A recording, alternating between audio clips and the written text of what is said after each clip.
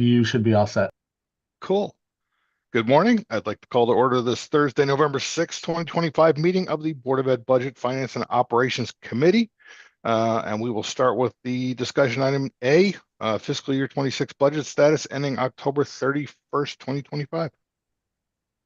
Thank you. Good morning, all. It's a very quick update this morning. We're looking very much like we did the prior month as we ended quarter 1. So at the close of October, we have expended or obligated $109,687,655 of our budget appropriation. That's 91.6%. We're right on track. We're still continuing to operate under budget in all department area cost centers. And we have 2 continued areas of focus. I've outlined those for you in the memo. First is electricity. Not only, we have talked about the delivery rates going up at the end of last year. We're still continuing to experience that to some degree. We're still awaiting the solar panels to be reinstalled back on the roofs at Scotland and Ridgebury. A little bit of lag time there that we didn't expect when we built the budget. And so we are estimating that we're going to feel that a little bit. So we have our eyes on that. Our partners are working to get those up as quickly as possible. But I think that the extension there is not uncommon after following a big job like that to reinstall all of those panels. It's definitely too early to quantify that impact, but we anticipate that because of those 2 areas there, we're probably going to run over budget, and we'll watch that through the winter season, of course. Then the cost of student tuition continues to rise. That gets double compounded because as we go year to year, our per pupil expenditure increases. And then that calculation that the state does for excess cost reimbursement. So for those of you who might not be familiar, 4.5 times the per pupil expenditure is when we become eligible for special education reimbursement. As that number rises, our eligibility threshold rises. So we're keeping an eye on 2 different things. And then, of course, it's the same phenomenon for every school district across the state. And we just don't know until we get into January what that percentage is going to be. Typically, in years past, it's been around 70%. You'll recall last year in January, 59%. We were stunned. Then they boosted that pool with some more funding. The state has said that they're going to continue to fund it at that rate, so we will see. But we're keeping an eye on student tuition because we're seeing some fluctuation there, and it's always a volatile place in the budget. So, like I said, no different than last month, just sharp eyes on those 2 lines, and the rest of it is looking very good. Any questions on this? Wyatt? Yeah, thanks for that. Jill, could you just, for folks that may be tuning in, and just so we have it, can you remind us, like, how is the student tuition figure calculated? Are there costs that you have to amortize to get a per pupil cost? So we know the students that we have in district year to year.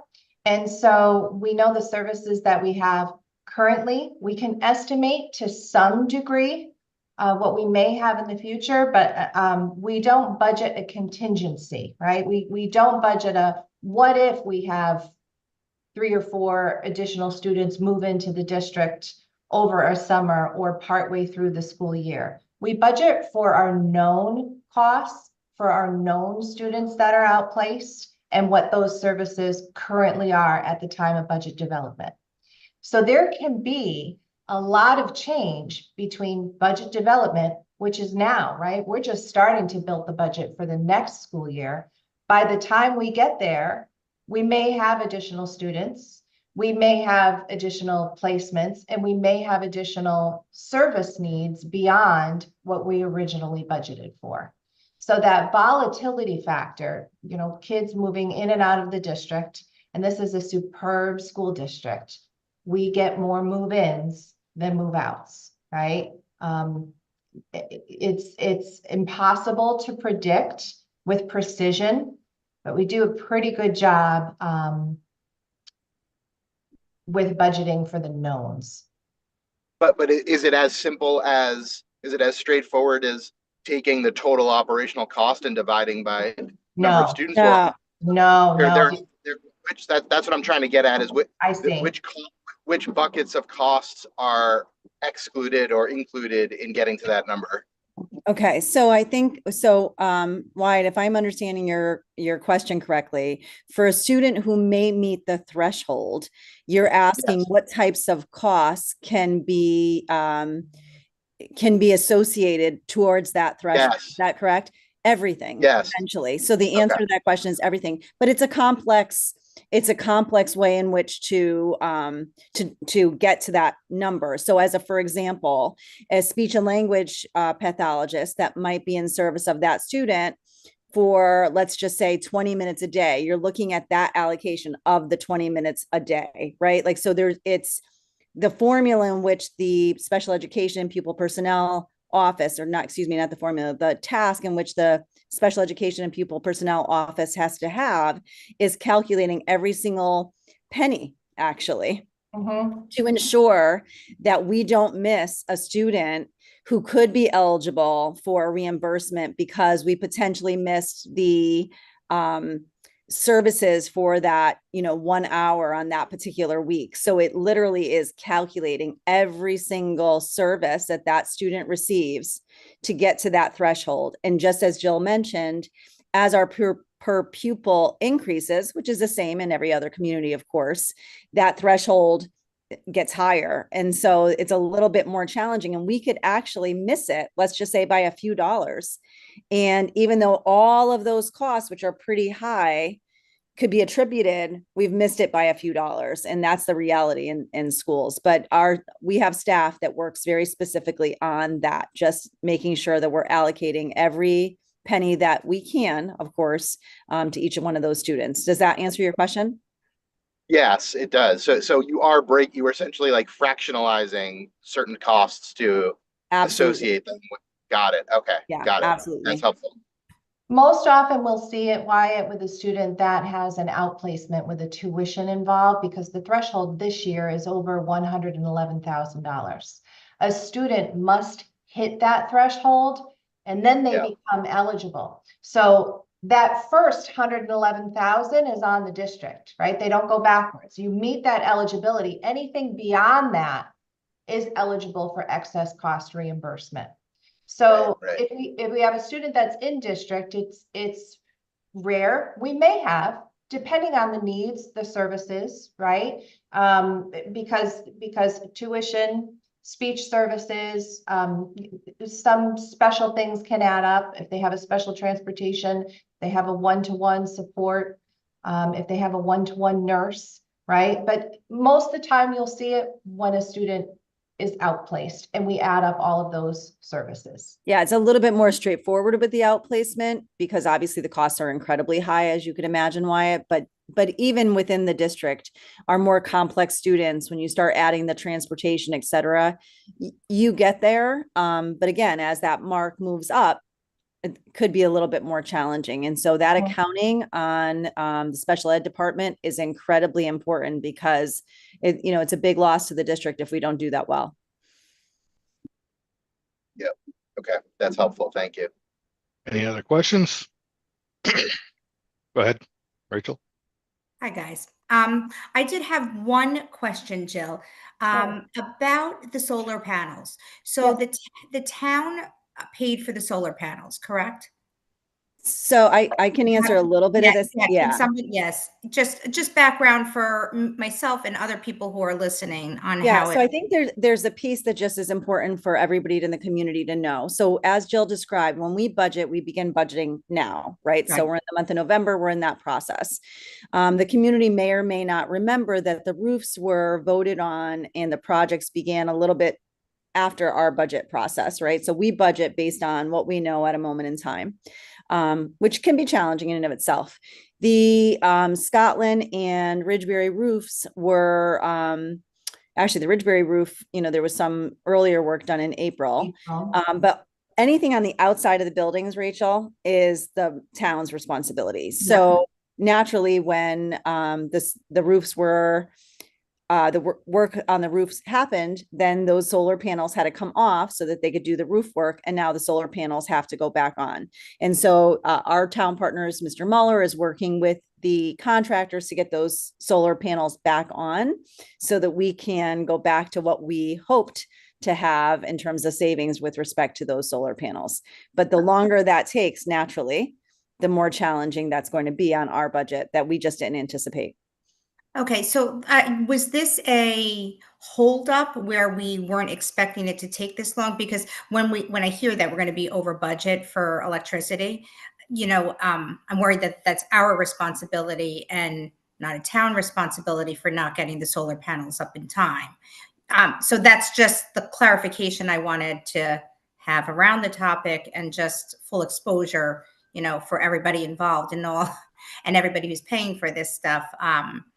Whose responsibility really is it at the end of the day? And why are we assuming the responsibility as a district? Most often we don't own the solar panels. The town doesn't own the solar Yeah, we don't own any of these energy task force stuff. Jill and I are on the energy task force. These are actually installed by, let's call it a hedge fund. And we buy electricity at a preferred rate under a PPA, power purchase agreement. So instead of paying 24 cents to Eversource per kilowatt hour, we're paying 14 cents. I'm just throwing out a hypothetical, and that's for the next 20 years. So our rates don't go up ever. But the unintended consequence is we installed solar panels before putting a new roof on. And like I put panels on my garage, but I put a new roof on it first, knowing that that could be a problem down the road. We just put them up there without thinking that through. So they're owned and maintained by that vendor that we made that agreement with through the PPA. So we're waiting for that owner to get them back on the roofs and applying pressure as much as we can. Okay, so who applies the pressure? The So, town? right. So I think I'm understanding your question, Rachel. Yeah. So you're right. So it's impacting our budget because when we budgeted at this time last year, we did not anticipate two things, the roofs and of course the solar being off the roofs, right? Because we're budgeting based on what the information we have. So that's the problem that you're seeing that Jill described today is that there is a potential impact on our budget. How much that is going to be dependent upon how quickly these solar panels can get back on. Our town partner, Jake Muller, is working on that to get to that vendor to get that moved along as quickly as possible. So hopefully that'll happen within the next month and certainly before the season changes and it impacts us even more significantly. So he's doing his part on his end. And as we start to understand how quickly that's going to happen, we'll keep the board obviously informed. Yeah, my concern was just that Jill said we'll keep an eye on things as we go through the winter. And I'm hoping that it's not going to take. No, we're hoping before the end of the month they'll be back up. Yeah. I feel we would be remiss in our duties if we didn't give you a heads up that we're foreseeing there may be some effect to our budget line at these two locations, right? Because of this period of time. Okay.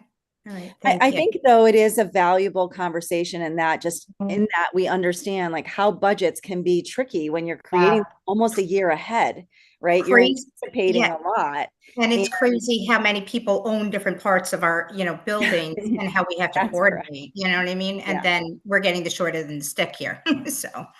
But thank you, Susie. I appreciate, and Jill, both of you for explaining it. Of course. Jill, do we have any rough order or magnitude of what the budget impact is to date or could be? I don't have that answer for you today, Sean. And rough order magnitude? Are we talking $10,000 or $100,000? So, when they're down over the summer months, less of an impact when it's over the winter months, right? Those daylight hours are valuable to us right now. And I wouldn't venture a guess because I don't want to be off. Okay.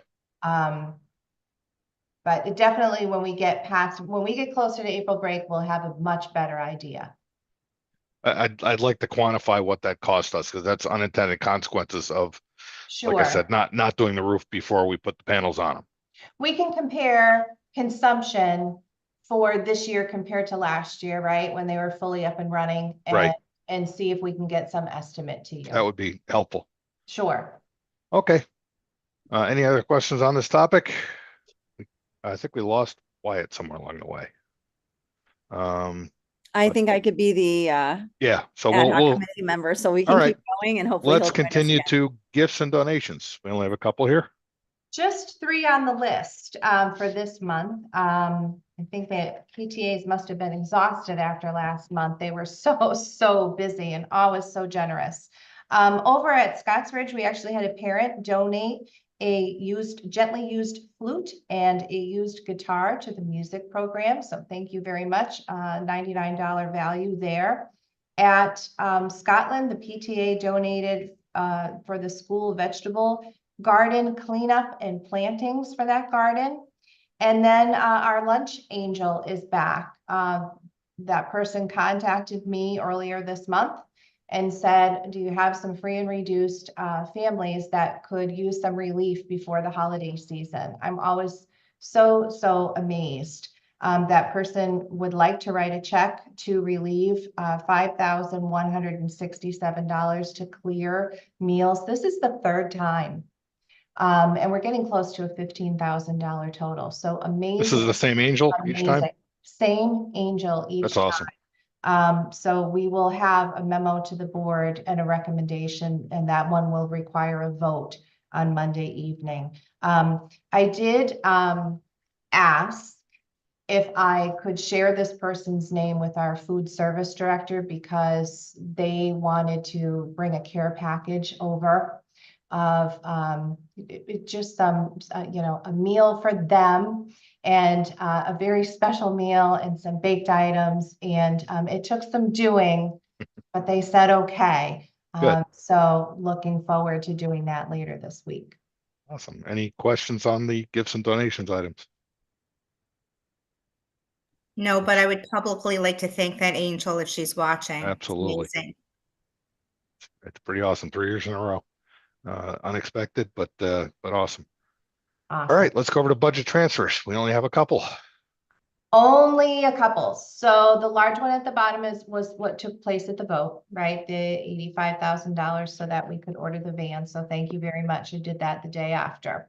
And then we have one transfer in the facilities department, 4 different lines from the Scotts Ridge projects, the Ridgeberry projects, the East Ridge projects, and Scotland projects, $3,600 a piece, all going into the high school projects line.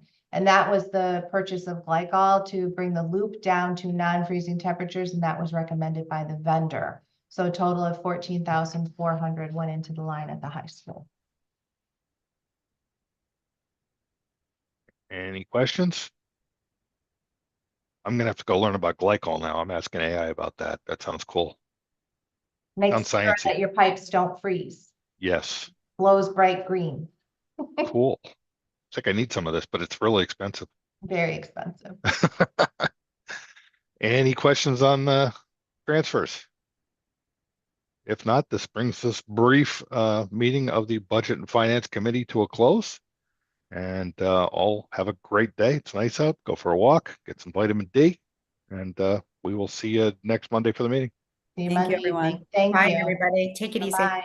Bye. Thanks.